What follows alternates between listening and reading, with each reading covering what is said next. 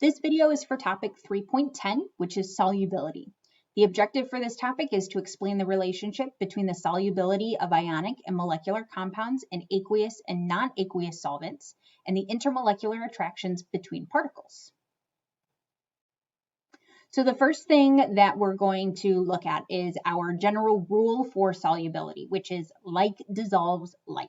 So things with similar intermolecular forces are going to dissolve other things with similar intermolecular forces. So this comes down to polar versus nonpolar.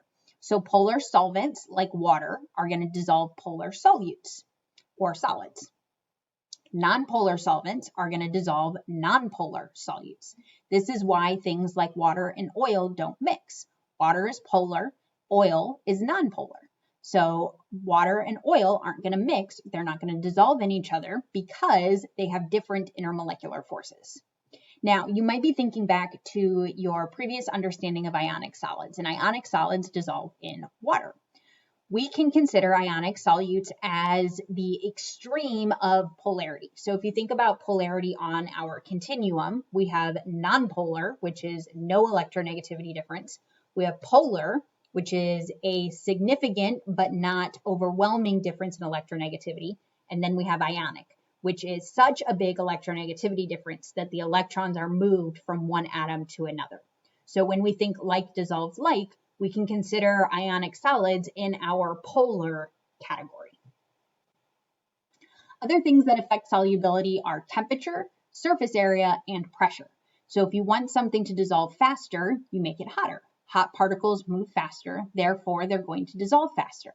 This is also a way to get something that might have kind of similar intermolecular forces, but not super close. So maybe a molecule that has only one small section that's polar and the rest is nonpolar.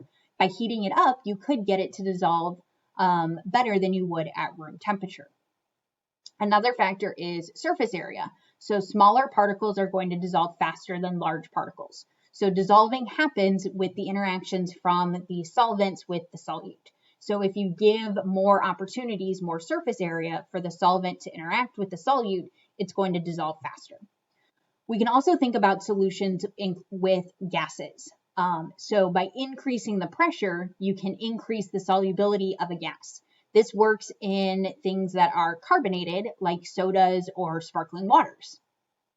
So the carbon dioxide is dissolved in the liquid by increasing the pressure, and it forces the gas into and in between the liquid particles or the solvent particles.